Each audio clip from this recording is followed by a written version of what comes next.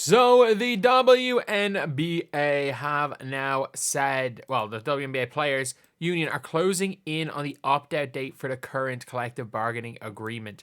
The WNBA and the Players Union. So, are they going to opt out? Of course they're going to opt out. There is a near 0% chance that they opt in. They are obviously opting out. Before we get on to it, if you guys are new to the channel, subscribe. We're trying to hit, obviously, 40k as soon as possible. If we can somehow get to 38k, by the way, like if we can get to 30, like, I don't know. But trust me, I've got, like, I'm going to be vlogging the Minnesota Lynx game. And if you caught one of my videos a few days ago, it's going to be a lot more interesting now. Vlogging game 3. But, yeah, so, anyway. It says here, the WNBA had a record in terms of growth, viewership, and attendance. Now the players want a bigger piece of the financial pie. Completely fair. Players Union have until November the 1st to potentially opt out of their current CBA. It's likely the players will do so before the deadline, as they have a list of wants, including increased salaries. Now WNBA has entered an 11-year media rights deal with Disney for $200 million a year. Stewie said there's meetings with the player union, of which she's a vice president. She hasn't been able to make as many as she'd like with her team, the Liberty, playing in the finals. They've been good, a lot of communication. We want to be better, the time is coming. It's a hard thing to navigate while the season, but I think we're pretty much in a place where we know where we want to be. The reality of the situation is that this TV rights deal goes to $200 million, but you can't forget that, like, the NBA, I think, owns 42% of the WNBA. So 42% of the money goes towards the NBA. So they only have 58% of it. So let's just say, and with all the other investors, let's just say be conservative, or not even conservative, be like, let's just say 50%. So the WNBA's TV rights deal gets them $100 million a year. And their current deal, I think, was getting them like 30, if I'm not mistaken. Like 30 a year. When you take the 50% out. So the league with the charter flights this year was going to lose $50 million. So let's just say on average, it's going to cost between charter flights and everything about $80 million.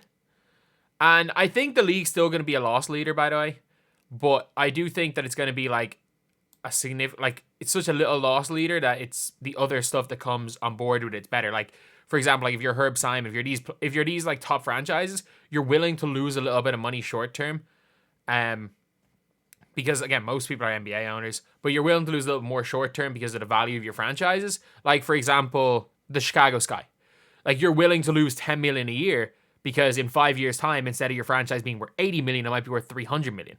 If you get me. So I do think it's going to be still at an operational loss, but I think the value of the franchise is just going to keep getting higher and higher and higher, because while even if the league isn't making any crazy money, we have to look at the MLS. Franchise in the MLS are costing $600-700 million, and they're getting, like, they're not that much bigger than the WNBA. The difference is that with the MLS, well, not even the difference, the similarities is that a lot of rich people want to get into owning sports teams, and now the WNBA, because they've been priced out of the NBA.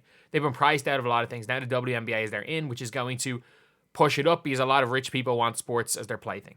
Let's be real. They don't really care about it.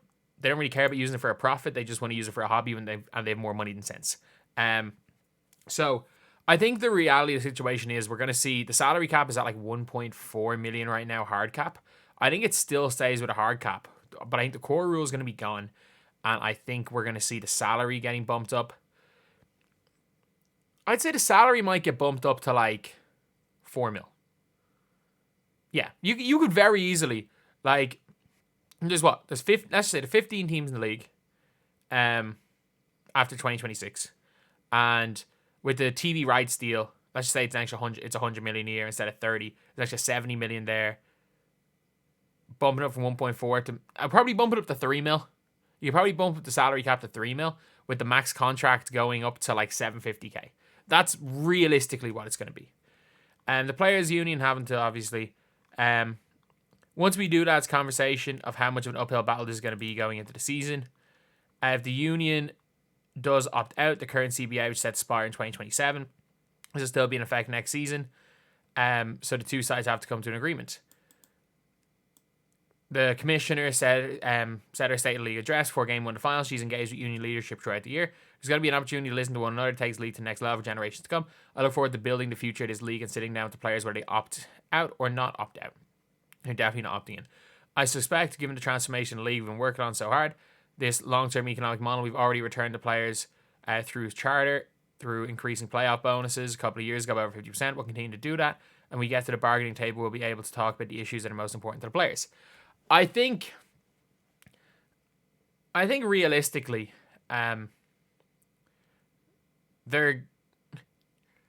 players have the leverage. For the first time ever, the WNBA players have leverage because not one owner is going to want a lockout, because a lockout of the league stops their investment. It stops their franchise value, at this stage almost exponentially increasing. Technically, the Dallas Wings are the biggest franchise in the W because someone bought a 1% stake for $2 million. Engelbert said the new media rights deal and many more corporate partners strengthen leagues in a great spot. I agree. I will say though is that the media rights deal is a very much underpay. But the thing is, if they can continue their momentum into next year and then the year after, they're going to be able to opt out and double what they get. So I think they took the deal because they weren't going to be able to get a long-term deal for more money because no one knows how it's going to go. But I do think if they can keep it for 3 years, they could double that money. Engelbert said, there's virtually not a sporting event you can turn to where our players are not in an ad spot. That was not happening 5 years ago. Look at Leah Boston, Sabrina, and Aja Wilson. So many more players in ad spots. I think it's a good sign.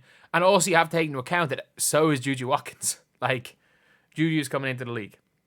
And then obviously, let's call us, say it like it is, Caitlin Clark. Stewie said a few things at the union would like to see in next CBA include pensions. That's the thing where it's better childcare benefits, increased salaries. Love to see the charter system league put into place this year be put in writing. Fair. Completely fair. It all depends. I never understood pensions for athletes. But at the same time, the NBA has their healthcare policy and some stuff for retired players. So yeah, there should be something, but it's hard to quantify that, to be fair. But I do think that becomes less of a deal when the salaries raise, if you get me. But at the end of the day, look, it is what it is. I could be very, very wrong on that one. But one thing I really like is the pension and back pay to players that have X amount of years of service. There are other things, family planning, childcare benefits can be a little bit better. I think, in fairness, it's pretty good with that. It's just obviously the Diarkambi situation has really thrown that off. Currently, a player must have 8 years in the league to benefit from them.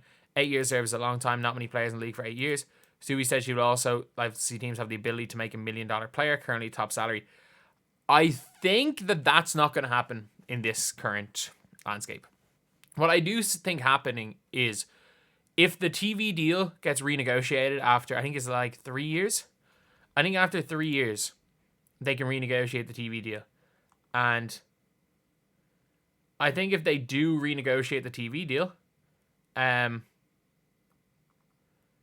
then you can start seeing $1 million. But I think 700 to 750K is probably the max they're going to get, to be honest. So, yeah, it is an interesting one. And the players have the leverage. This is the first time when it comes to these negotiations. I think the players only receive 10% of the league's revenue. And the reality is the league can't give the same revenue percentage as the NBA gives players because the league does not, they're we want the 50% revenue percentage. The WNBA doesn't own 50% of the WNBA. The NBA itself owns 50% of the WNBA. They cannot give 50% of the league revenue because they don't have 50% of it to give. Them giving out 25% is the same equivalent as the NBA giving 50%. But yeah, at the end of the day, though, I do think that it's a long-term plan for the WNBA, especially with the owners. Especially we saw someone paying $2 million for 1% stake in the Dallas Wings just to get involved. There's going to be a lot of billionaires that are only just $1 billion that have been priced out of, say, you've been priced out of NBA teams. They don't want to go into European football. They want to stay in America. They're being realistically priced out of MLS teams now, and the WNBA might be seen as they're into professional sports. And you know what? There are a lot of people that have just got the got a level of FU money that most people can't comprehend that are going to be interested in buying teams. So I do think that's why you're going to see teams just like, for example, Matt Ishbia with the Suns. The Suns and the Mercury are hemorrhaging money. He doesn't care. He's got all the money. He played college ball. He wants his dream of winning an NBA title, which he was never realistically good enough to do on the court. Hell of a player, but never good enough to do that on the court. So he'll do whatever he wants, and if he runs out of money, he'll just sell the franchise for more than he bought it for.